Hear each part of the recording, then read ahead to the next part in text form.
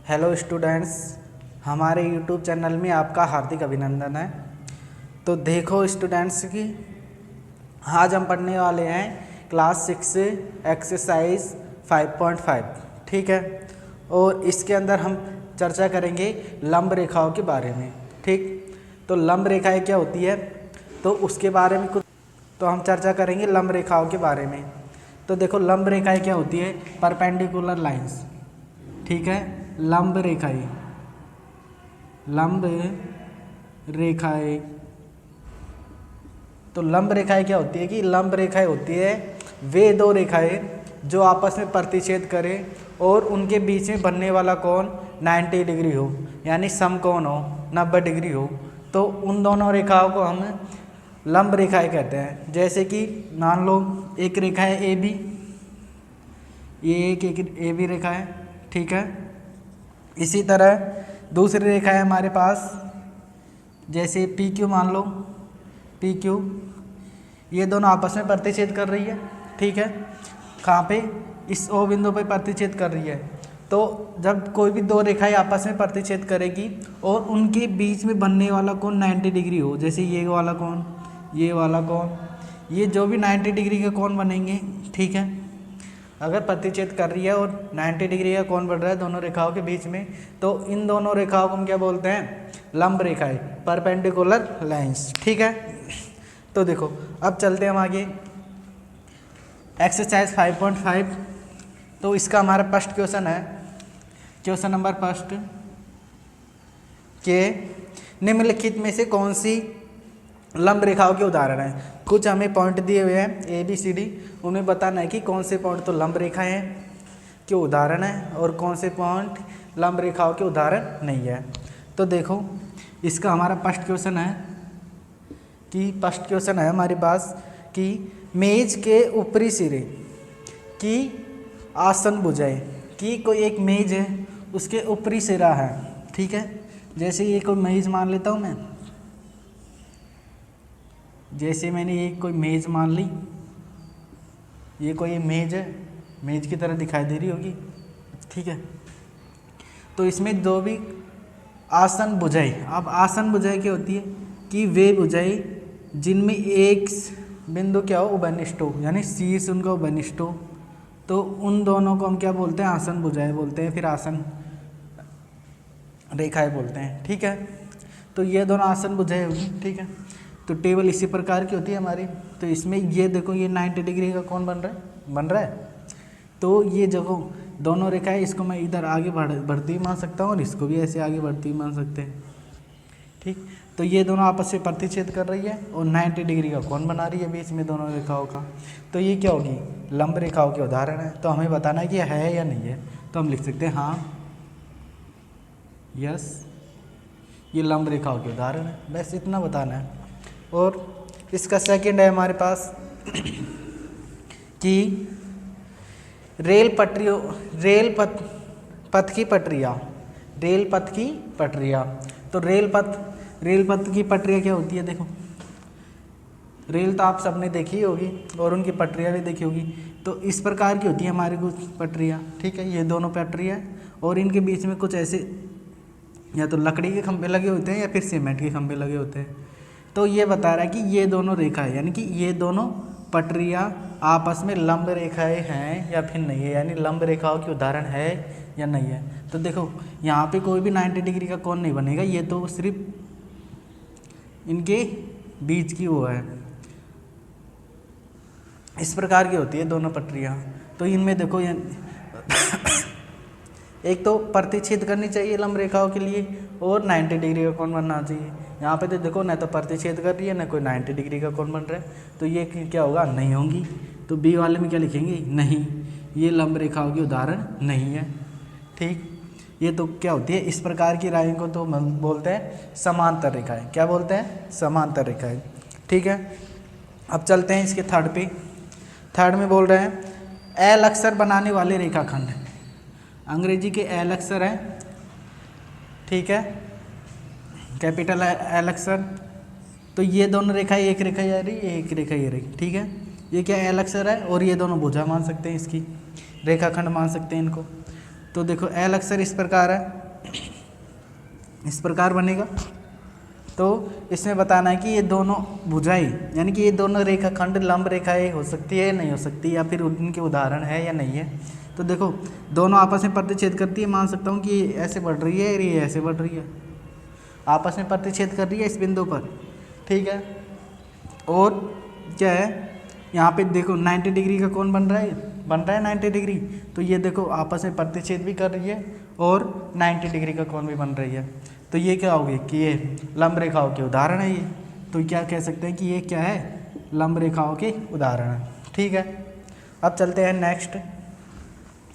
Next है हमारे पास कि अक्सर वी बनाने वाले रेखाखंड। क्या है डी के अंदर एक अक्षर है वी, ये वी ये दो रेखाओं से मिलकर बना है रेखाखंडों से। तो बताना है कि ये लंब रेखा के उदाहरण है या नहीं है, ये बताना है, ठीक है। तो देखो ये आपस में यहाँ पे प्रतिच्छेद तो करती हुई दिखाई दे रही है, ठीक है, लेकिन देखो यहाँ पे 90 डिग्री का कोण नहीं बन रहा है, ठीक है। क्या नहीं बन रहा है, 90 डिग्री का कोण नहीं बन रहा है, इसलिए ये क्या नहीं होगी, लंब रेखाओं के उदाहरण नहीं होगा ये, ठीक है। तो ये लंब रेखाओं का उदाहरण नहीं है, एग्जाम्पल नहीं है, ठीक है। इस तरह हमारे ये क्वेश्चन नंबर फर्स्ट है। अब इसी के आगे चलते हैं हम नेक्स्ट क्वेश्चन पे। तो नेक्स्ट क्वेश्चन है हमारे पास सेकंड, क्वेश्चन नंबर 2। तो देखो इसमें बोल रहा है हमको कि मान लीजिए रेखाखंड पी क्यू रेखाखंड एक्स वाई पर लंब है कि एक रेखा है एक्स वाई, रेखा कौन सी है, एक एक्स वाई है, और इस पर दूसरी रेखा है पी क्यू, वो इस पर लंब है। ये तो एक्स वाई हो गई, और ये दूसरी वाली रेखा है जो इस पर क्या है, लंब है, ठीक है। तो मान लीजिए ये परस्पर ए बिंदु पर प्रतिच्छेद करती है, ठीक है, ए बिंदु पर काटती है, प्रतिच्छेद कर रही है। तो हमें बताना है कि कोण पी ए वाई ये कितने डिग्री का होगा, ठीक है, कोण पी ए वाई कितने डिग्री का होगा, ये बताना है। कोण पी ए वाई ये कितने डिग्री के बराबर होगा। अब देखो हमने लंब रेखाएं पढ़ी है, जब दो रेखाएं आपस में प्रतिच्छेद करें तो वो लंब रेखाएं होती है, 90 डिग्री का कोण बनाए तो लंब रेखाएं होती है। तो ये प्रतिच्छेद रेखाएं कर रही है और सीधी कर रही है एकदम, ठीक है, और यहाँ पे 90 डिग्री का कोण बना रही है, यानी कि लंब रेखा है। क्वेश्चन में बोल रहा है कि लंब रेखा है, यानी लंब डालती है इस पर, एक्स वाई पर पी क्यू क्या डालती है, लंब डालती है। तो बताओ ये कोण कितने डिग्री का हो गया। तो यहाँ पे ये लंब रेखाओं के रूप में आ गया, तो लंब रेखा है तो ये कोण कितना का होगा, 90 डिग्री का कोण होगा। तो कोण पी ए वाई बराबर किसके होगा, 90 डिग्री के कोण होगा, ठीक है। तो ये हो गया हमारा क्वेश्चन नंबर सेकंड। इसमें यही पूछ रहा था कि कोण पी ए वाई कितने डिग्री का हो गया, ठीक है। तो ये था हमारा क्वेश्चन नंबर सेकंड। अब चलते हैं नेक्स्ट क्वेश्चन पे। अब हमारे पास नेक्स्ट क्वेश्चन है थर्ड। नेक्स्ट क्वेश्चन कौन सा है, थर्ड। अब इसके अंदर देखो कि आपकी ज्यामिति बॉक्स में दो सेट स्क्वायर होते हैं, ठीक है, सेट स्क्वायर होते हैं। इनके कोनों पर बनने वाले कोणों की माप क्या है, क्या इनमें से कोई ऐसी माप है जो दोनों में वनिष्ठ हो। कि आपके ज्योमेट्री बॉक्स में ऐसे आपने देखा होगा कि एक तो ये होता है सेट स्क्वायर, ठीक है, और एक ये होता है ये दो सेट स्क्वायर है मेरे पास, ठीक है, इनको बोलते हैं हम सेट स्क्वायर। अब देखो अब इनमें बताना है कि एक तो ये है, इसमें ये कौन, एक तो ये कौन, एक कौन, दूसरा कौन, पहला दूसरा तीसरा, ये कितने कितने डिग्री के होते हैं। इसी प्रकार इसमें कि ये और ये तीनों कौन कितने कितने डिग्री के होते हैं, ये बताना है। और इनमें से ये भी बताना है कि कोई सा भी कोण इसमें उभयनिष्ठ आ रहा है या नहीं आ रहा है। देखो तो मैं लिखता हूँ प्रथम सेट स्क्वायर, प्रथम सेट स्क्वायर। इसमें देखो हमारे प्रथम सेट स्क्वायर है ये वाला। अब इसके अंदर क्या है कि ये आपके, इसको मैं इस प्रकार मान लेता हूँ, ये तो आपके 90 डिग्री का कोण बनेगा, ठीक है, ये आपके 30 डिग्री का कोण बनेगा, और ये ऊपर वाला आपके बनेगा 60 डिग्री का कोण बनेगा। कितने का बनेगा, 90, 30 और 60, 90, 30 और 60। तो कितने कितने डिग्री कौन बन रहे हैं? 30 डिग्री, 60 डिग्री और 90 डिग्री। एक में तो ये बन गए। अब दूसरा है हमारे पास ये वाला। अब इसमें देखो, इसको मैं इस प्रकार मान लेता हूँ कि देखो ये कौन तो हमें 90 डिग्री का बनता हुआ दिखाई दे रहा है, ये वाला। और ये दोनों कौन क्या होते हैं कि 45 डिग्री के कौन होते हैं। जब हम इनको नापते हैं, मापते हैं चांदी की सहायता से, 45 डिग्री के कौन होते हैं। ठीक है, तो दूसरी सेट स्क्वायर, तो दूसरे सेट स्क्वायर में हमारे कौन हो जाएंगे? 45 डिग्री और तीसरा कितने हो जाएगा? 90 डिग्री। ये तो एक तो हमें ये बताना था। ठीक है, और इसी के साथ में हमें बताना है कि इन दोनों में से कोई कोण कॉमन आ रहा है, यानी कि उभयनिष्ठ आ रहा है नहीं आ रहा है। तो देखो यहाँ पे ऊपर वाले में भी 90 डिग्री है, नीचे वाले में भी 90 डिग्री है, तो दोनों कॉमन आ रहे हैं। कहने का मतलब दोनों के अंदर 90 है, यानी कि उभयनिष्ठ आ रहा है। तो कौन सा कोण उभयनिष्ठ आ रहा है? 90 डिग्री। ठीक है, तो यहाँ 90 डिग्री का कोण उभयनिष्ठ है।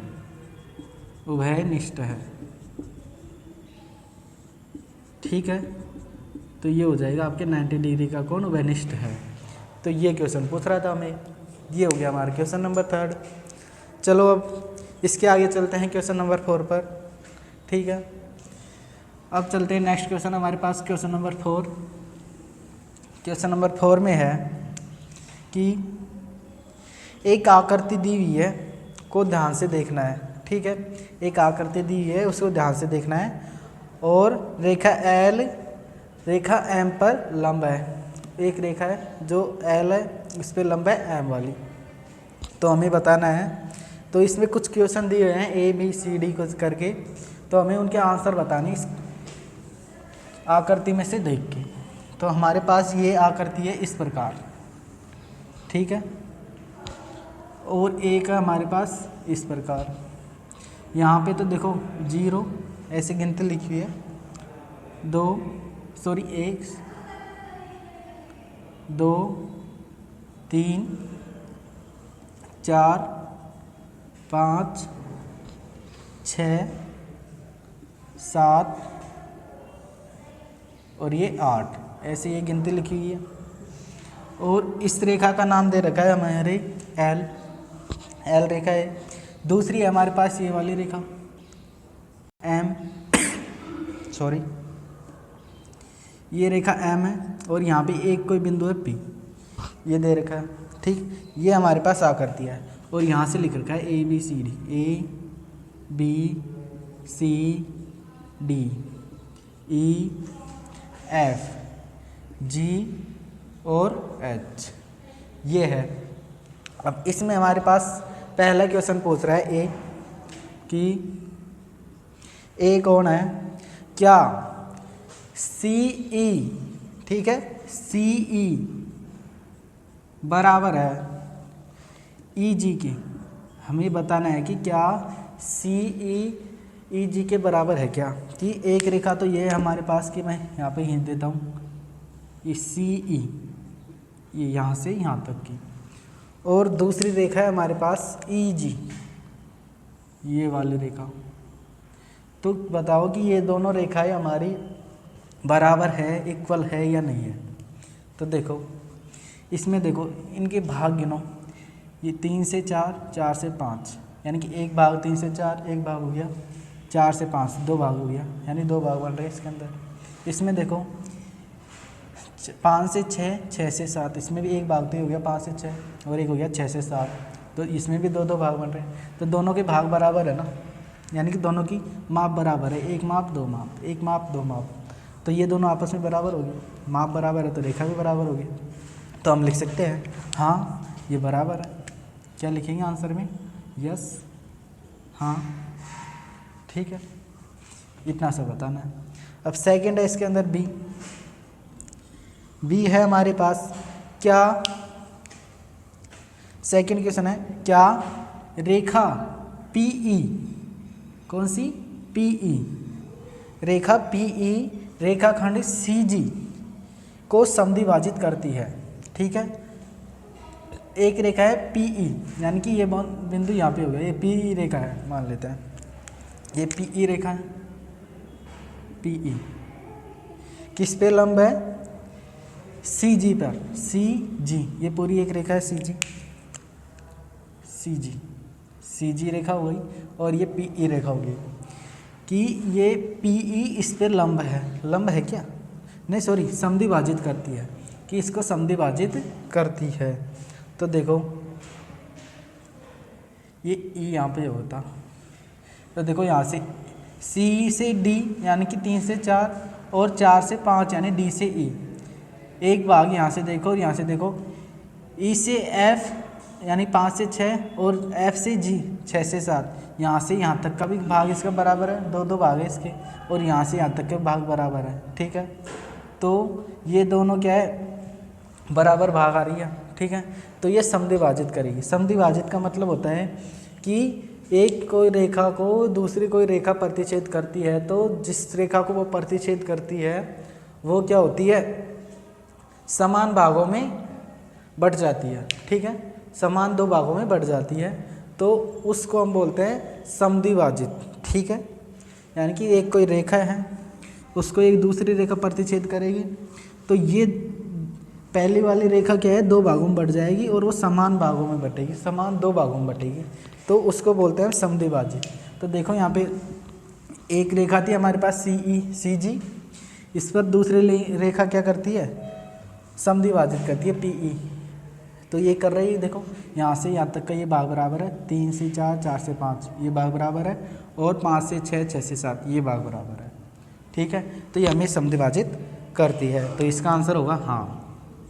ठीक है, क्या होगा? हाँ। हाँ ये क्या है? इसको समद्विभाजित करती है। अब नेक्स्ट है इसी का सी क्वेश्चन हमारे पास। सी के अंदर है कि 2 रेखाओं के नाम लिखिए। क्या करना है कि 2 रेखाओं के नाम बताने हमें इसमें से देख के, जो जिनके लिए पीई क्या हो? लंब समद्विभाजक हो। ठीक है, कि ऐसी 2 रेखाएं बता दी हैं जिनके लिए पीई क्या हो? लंब समद्विभाजक। लंब समद्विभाजक का मतलब मैंने अभी बताया कि एक रेखा पर दूसरी रेखा लंब डालेगी तो वो रेखा के 2 समान भाग हो जाएंगे, बराबर के भाग हो जाएंगे। तो देखो इसके उदाहरण मैं लिख सकता हूँ इसी में से देख के, कि एक तो हो गया बी एच रेखा को देखो, एक तो बी से एच तक, यहाँ से बी से ई तक पहुँचेंगे, 1 2 से 3 एक भाग, 3 से 1 4 भाग, 4 से 1 4 से 5 एक भाग, 1 भाग 2 भाग और 3 भाग। इसी तरह ई से 5 से 6 6 से 7 7 से 8, यानी कि प्रत्येक के क्या हो रहे हैं? 3 3 भाग बन रहे हैं, यानी कि इनकी माप बराबर है, बी से ई और ई से एच, और पूरी रेखा है हमारे पास बी एच। तो ये पीई वाली रेखा क्या है? इस पूरी बी एच को समान 2 भागों में विभाजित कर रही है, इसलिए ये क्या होगी? इसका एक उदाहरण हो गया। एक तो ये हो गया, एक मान सकता हूँ मैं डी ई, कौन सी? D F,